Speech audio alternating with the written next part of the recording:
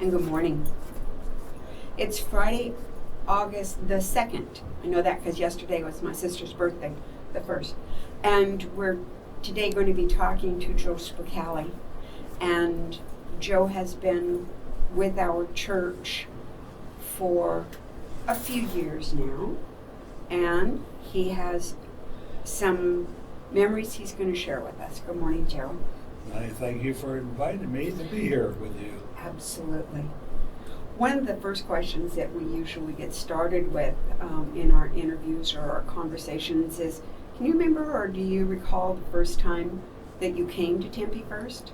Well, I do recall that, and I can tell you right exact date, basically January 18th, 1951, and that was the year I started dating Sandy. She was here for MYF. What's MYF? Youth group for Thank you. First Methodist Church, and friends, some of my best friends, Jack Christensen, Tommy Pyle, Max Jones, they were all members of the MYF. So I would come over here, I would come over from 9th Street where I lived and walk over here and meet Sandy and the boys. Then we would go and have a hamburger at College Drive-In. So that's how we got started with this thing. But later on, when I really got involved with this church, I was a member of the Catholic Church across the street. The Newman Center. Yeah, the Newman Center. It wasn't called the Newman Center. St. Mary's? It was Mount Carmel. It wasn't even called St. Mary's. It was Mount Carmel. Until they built a new Mount Carmel. Then they went back to St. Mary's. So, but that was the start of it. I was raised Catholic. I was baptized at early birth, maybe a week old. Mm-hmm. I took my confirmation as a Catholic when I was 12. That's when I got my middle name, Paul. Okay, and then that was that part of it. Then I became a member across the street until I was 19 years old. What made a change for me was the fact that I met Sandy. In those days, if you thought about getting married to a Protestant, you were a Catholic. It was a mixed marriage. They were against that. So there was a lot of decisions Sandy and I had to make before we decided to get married. But anyhow, our relationship grew. And in 1953, I asked her to marry me. And that was Christmas Eve, 1953. And we were decided we would get married in 1955 as soon as I graduated from college. But she would graduate from St. Mary, or Desert Samaritan, in 54. So her mother and my mother decided we couldn't wait that long to get married. We should get married right away, which we got married in August of 54, rather than waiting until 55. Which was a godsend for both of us. So we were seeing so much of each other. It was the best thing we could do. So the decision was to be made, would we go to the Catholic Church or would we become Methodist? So we decided we'd experiment. She would spend 6 weeks over at the Catholic Church. I'd spend 6 weeks over here in the Methodist Church.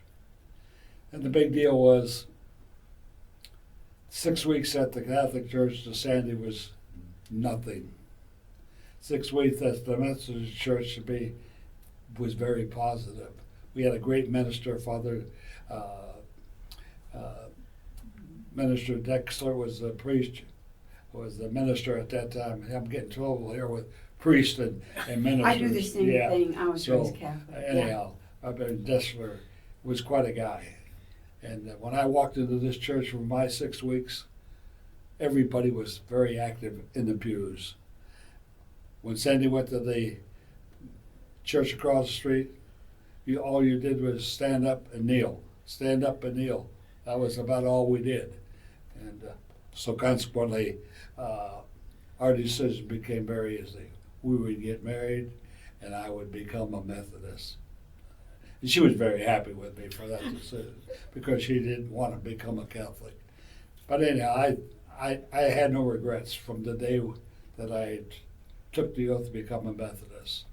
And That started 70 years ago, and I'm still here. So, it had to be positive. But the best thing about it was when I walked into that church to experiment with the idea that I wanted to become a Methodist, the people in the pews were awesome.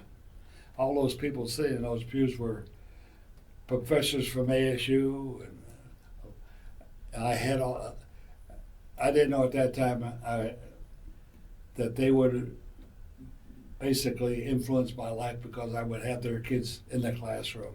Mm-hmm. And that's how it all started. So it became very, very close. But the first thing I noticed about the Methodist Church, everybody was involved. Music was there. Everybody took part of the program at the church doing the service, which is something that never happens in the Catholic Church. Like I said, it was just up and down, up and down.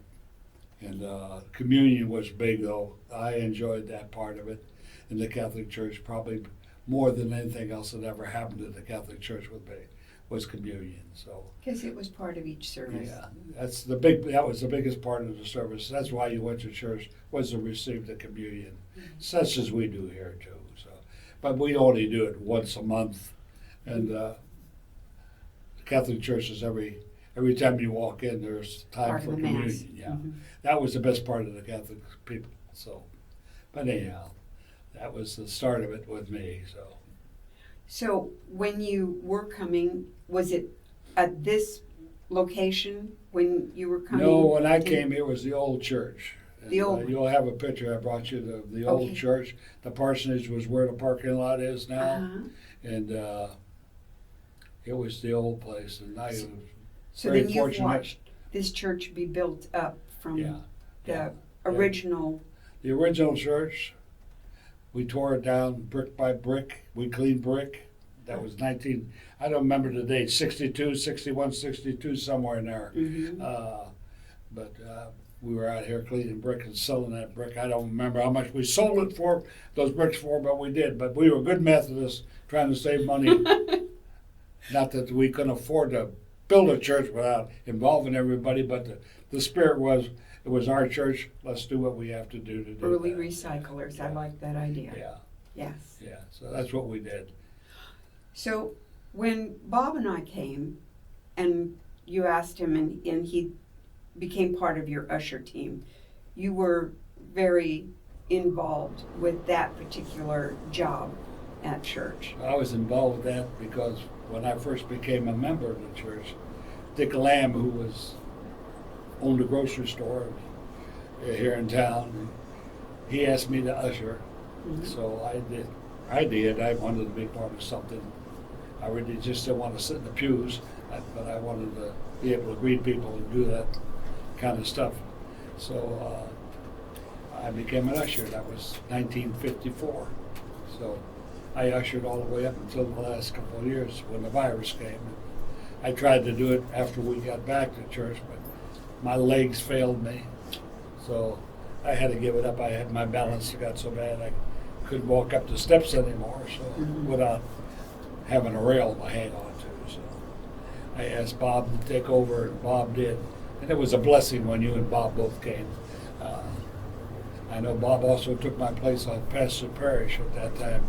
Yeah, So you have worn many hats here at I've church. worn a lot of hats. Let's talk about some of those.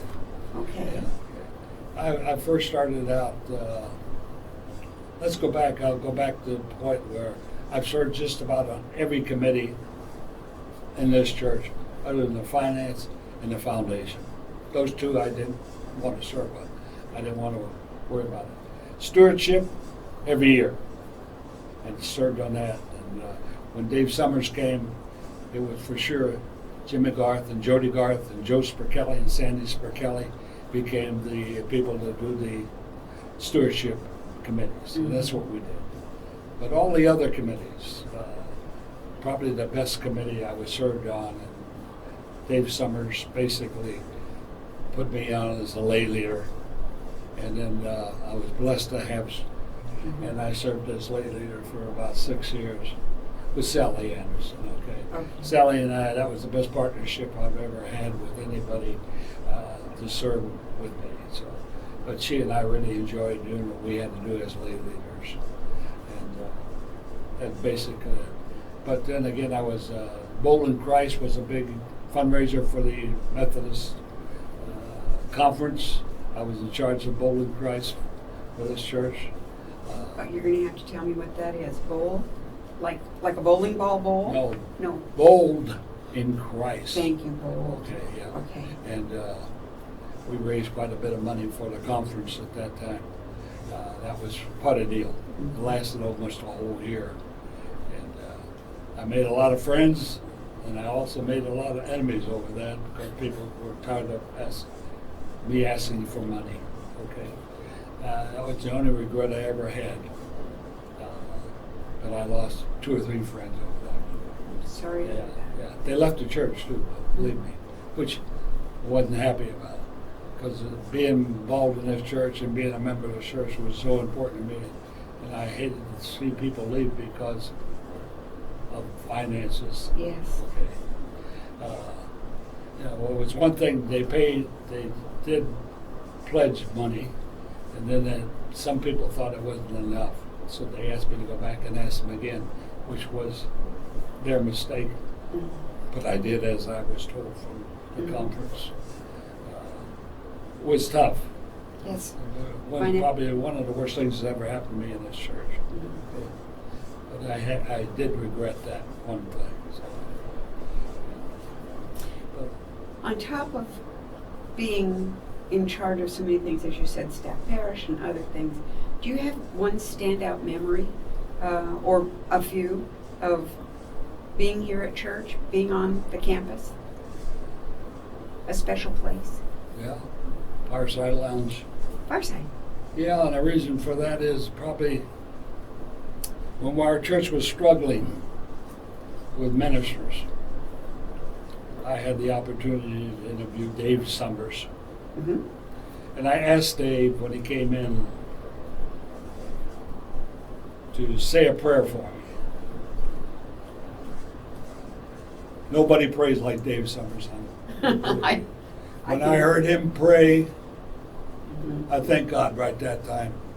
I said, this is the man this church needs. And it was. For 9 years, he carried the ball for us. And I love him like a son. And when he was here last week, you knew I'd be here to hear him and hug him and love him. So, but that was probably the greatest experience I've ever had in this church was with Dave Summers coming here. We had great ministers, believe me. Yeah. He wasn't the only great minister we had here. We had many. This church has survived because we did have good, great ministers that preached and loved the congregation as much as we do, okay? Right. My blessing here has always been all the love I received from all these people here and the love they gave back to Sandy and I. Sandy and I just loved this place desperately. So, She was a very important part for me, and I loved her too. So I owe everything to Sandy for being a Methodist. It would have never happened otherwise. So our whole life was surrounded around this. 70 years for me to be here and serve as an usher for 67 of those years. And all the other committees I've served on, you can't ask for being accepted and better love than I received from this church and from the members. So, excuse me. When you talk about Fireside, there was some years ago plans that came up to repurpose it. Then there were plans to knock it down, and I got on the bandwagon. We got to keep it. Yeah. What do you remember mostly that Fireside was used for over the years? Oh, we used it for classes and everything else. It was well used. I thought it was well used, but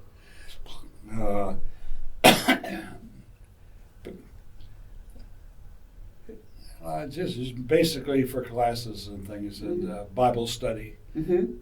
So, I've always been curious. The name Fireside is only because there is Because of the a fireplace. fireplace. Yeah, that was the big thing in there, was the fireplace. Uh-huh. Yeah, there weren't too many fireplaces around, but that was a warm, friendly room, really. Mm-hmm. And yeah, Sandy and I had a lot of time in there, really. Yeah, so maybe that's why I thought of that as being the place to be when Mm-hmm. I was on campus here. The sanctuary was great, but that was a special place. Okay. I mentioned that when I was trying to talk people into not taking it away, because there were so many warm memories for a lot Yeah, of people. history-wise, I Yeah, think it was. there were weddings, and there were Yeah. a lot of things Yeah, well, that have taken place in that particular building. after they built Ross Hall and stuff, so that kind of took away from Mm-hmm. that over there. Right. But that was always warm in my heart, that place over there. Right. So yeah, So now your kids were baptized in the Methodist Church. all my kids were baptized. Went to school here with Lorraine. Uh-huh. Yeah. So yeah, they were very much part of it. So I think my kids were here when Dorsey came on board, Mm-hmm. and with Dorsey, with me. And let me tell you a story about Dorsey Allen. He's the only preacher that when I walked in church on Sunday and sat down, he was talking directly to Joseph Spracale. I've never had that experience in my life. And that went on every Sunday for 12 years. Mm-hmm. Every time I walked into my classroom, I had his message to teach my kids, okay? I don't never forgot that. I was blessed to be with Dorsey the day he died, okay? Loved the man, and I loved him so much because he hugged everybody. He was a hugger like Joe Spracale. Yes. Yeah.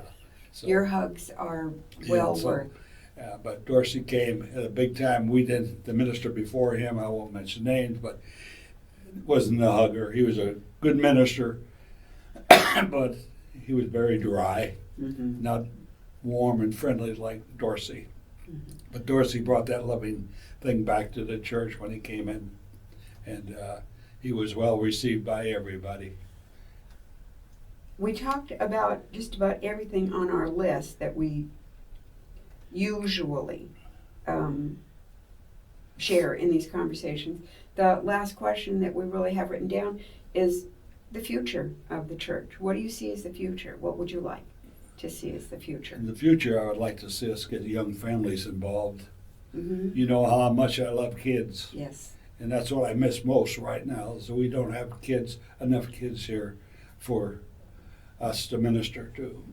And I would love to see that happen. I would love to see the pews filled again, have the church go back. I guess we can't go back in time, but somewhere God has a message for us. And I would like to see our campus ministry bring all these young kids from the campus here on ministry. I would hope that these kids would realize that God is part of their future, and that should be there, and they should be here joining us.